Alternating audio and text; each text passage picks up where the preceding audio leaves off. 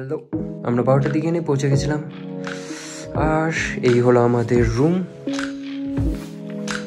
এখন আমি স্নান করলাম একটু আগে, আর আমরা এখন লাঞ্চ করতে যাব। লাঞ্চ করে তারপর আমরা বেরোলাম লোকাল সাইট সিইং করতে। প্রথমেই আমরা গেলাম শঙ্করাচার্য টেম্পল।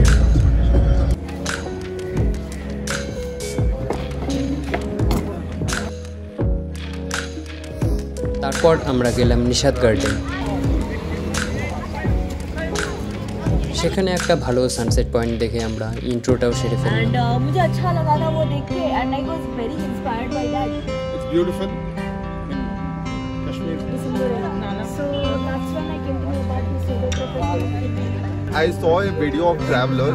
আর এই 4 ডিগ্রিতে